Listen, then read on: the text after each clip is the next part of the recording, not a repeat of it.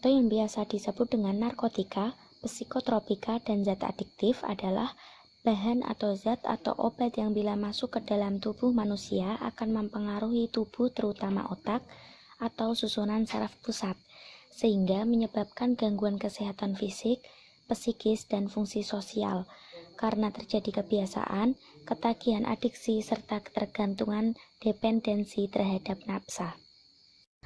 Pengaruh dan efek penggunaan nafsa di kalangan anak-anak. Pertama ada gagal ginjal, aspek fisik yang kedua ada radang paru-paru, radang selaput paru, dan TBC paru. Aspek fisik yang ketiga ada rentan terhadap berbagai penyakit seperti hepatitis B, hepatitis C, dan HIV/AIDS. Aspek fisik yang keempat ada gangguan menstruasi, aspek fisik yang kelima ada penyakit lupa ingatan atau pikun, dan aspek fisik yang keenam ada kerusakan otak. Untuk pembahasan selanjutnya, ada faktor-faktor yang mempengaruhi penyalahgunaan nafsa di kalangan anak. Faktor yang pertama ada solidaritas kelompok atau geng. Faktor ini sangat berpengaruh karena di dalam solidaritas ini akan menimbulkan tingkat lebih tinggi untuk ikut melakukan sama apa yang dilakukan sepergengannya. Lalu faktor-faktor yang kedua yaitu sebagai penghilang rasa sakit. Biasanya nafsa ini digunakan oleh orang dengan kelainan yang menimbulkan rasa sakit dan akan hilang rasa sakitnya apabila minum obat-obatan ini. Yang ketiga, faktor coba-coba. Mereka yang merasa tertarik dengan efeknya, itulah faktor ketiga penyalahgunaan nafsa yang sering ditemukan. Lalu faktor-faktor yang keempat ada pada orang-orang yang merasa bosan dengan hidup, pikiran mereka, pekerjaan mereka, dan mereka lari pada kenikmatan narkoba. Yang kelima ada melarikan diri dari masalah. Lari dari masalah, mengambil solusi dengan memakai narkoba, itu yang dilakukan seseorang dan menyebabkan halusinasi. Itulah faktor-faktor dari penyalahgunaan nafsa pada kalangan anak. Selanjutnya ada aspek psikologis. Yang pertama, emosi tidak terkendali. Yang kedua, selalu berbohong. Yang ketiga, tidak merasa aman. Yang keempat, tidak mampu mengambil keputusan yang wajar. Yang kelima, kecemasan yang berlebihan dan depresi. Dan yang terakhir, hilang ingatan. Selanjutnya yaitu ada aspek sosial. Yang pertama, hubungan dengan keluarga serta lingkungannya terganggu. Yang kedua, selalu menghindari kontak dengan orang lain. Yang ketiga, merasa dikucilkan atau menarik diri dari lingkungan positif. Yang keempat, melakukan hubungan seks secara bebas. Dan yang terakhir yaitu melakukan tindakan kekerasan baik fisik, psikis maupun seksual. Nah, bagaimana sih caranya untuk menghindari penyalahgunaan nafsa? Oke, kalian bisa menggunakan teknik imajinasi terbimbing. Imajinasi terbimbing yaitu menggunakan imajinasi seseorang dalam suatu cara yang dirancang secara khusus untuk mencapai efek positif tertentu. Caranya untuk melakukan imajinasi terbimbing seperti ini. Baik, sekarang kita akan mulai imajinasi terbimbing dalam waktu 5-10 menit. Pertama-tama, pejamkan mata Bapak Ibu dengan lembut. Lemaskan seluruh tubuh Bapak Ibu. Tarik nafas perlahan melalui hidung, sekuat yang Bapak Ibu mampu. Rasakan udara tersebut masuk ke dalam paru-paru Bapak Ibu, kemudian keluarkan secara perlahan sampai udara tersebut benar-benar kosong melalui mulut. Baik, bagus sekali. Ulangi langkah tersebut sampai Bapak Ibu benar-benar merasakan rileks atau merasakan nyaman. Iya, bagus sekali. Ulangi langkah ini sampai Bapak Ibu merasakan rileks. Tarik nafas melalui hidung dalam-dalam. Kemudian hembuskan pelan-pelan melalui mulut. Ya, bagus sekali.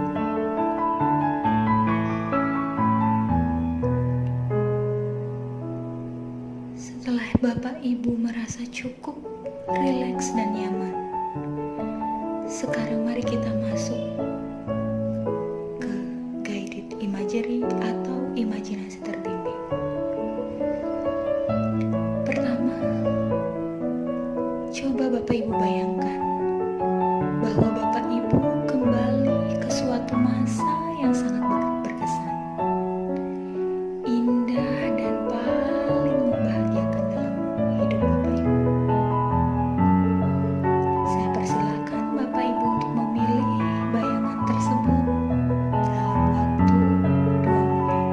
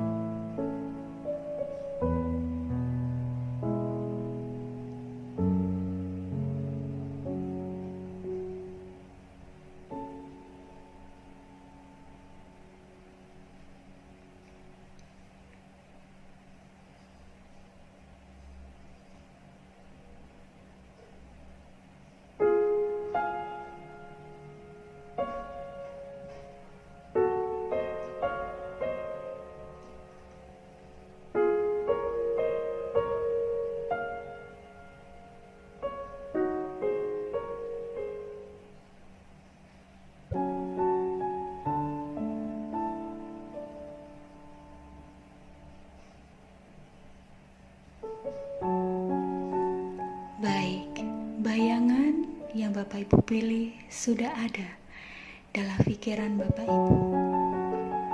Sekarang bayangkan saat tersebut. Rasakan hal tersebut semakin jelas, semakin nyata. Rasakan bahwa Bapak Ibu mulai merasakan bahwa Bapak Ibu kembali ke masa itu. Indah sekali. Bapak Ibu benar-benar berada di saat itu bersama orang-orang yang sangat menyayangi Bapak Ibu. Bapak Ibu sekarang mulai dapat mengamati keadaan sekeliling, melihat dan merasakan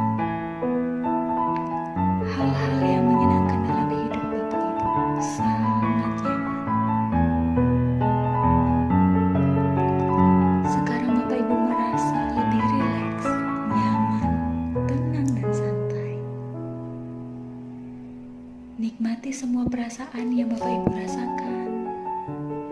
Semakin nyata dan semakin jelas.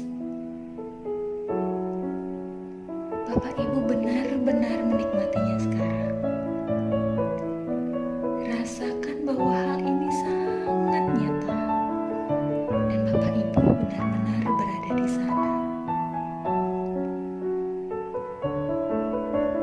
Bapak Ibu bisa menikmatinya sekarang. Tinggal di sana selama yang Bapak Ibu inginkan. Sangat nyata, sangat jelas dan sangat menyenangkan.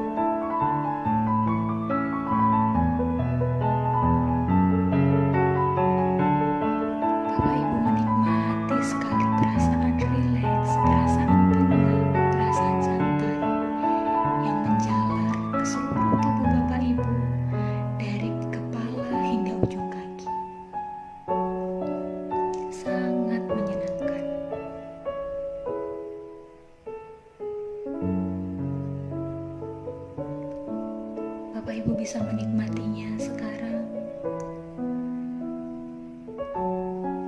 Bisa menikmati setiap udara, setiap hembusan nafas Bapak Ibu. Bapak Ibu sangat nyaman dan sangat menikmati.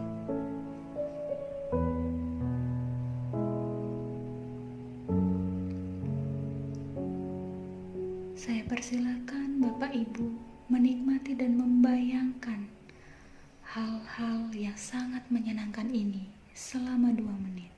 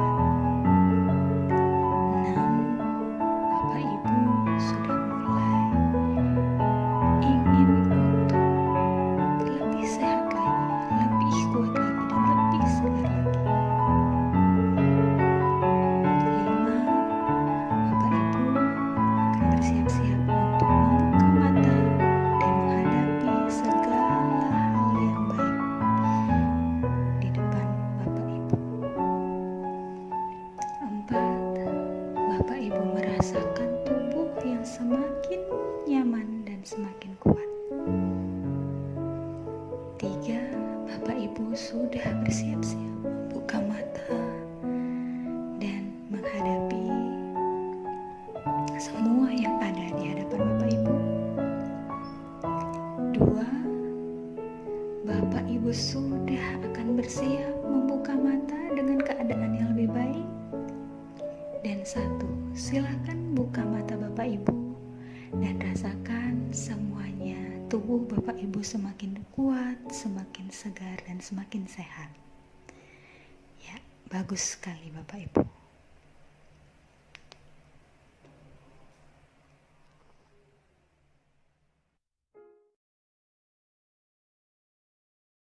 Baik, poin selanjutnya yaitu kurangnya peran orang tua.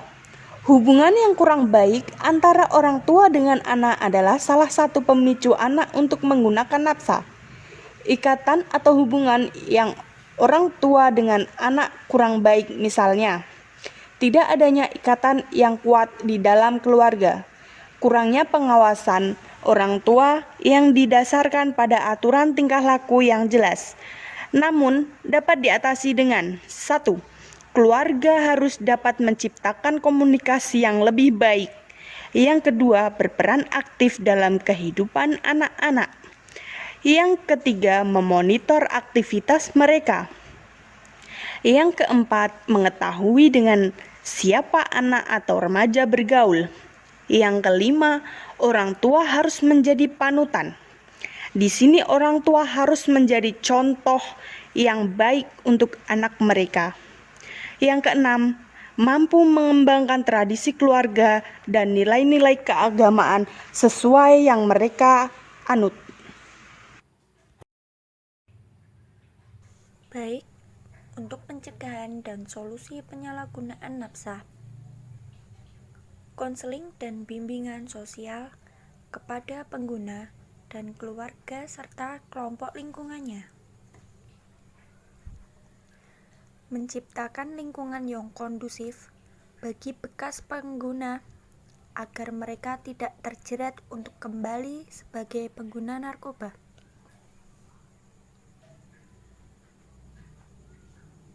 Orang tua harus memiliki pengetahuan secara jelas tentang narkoba.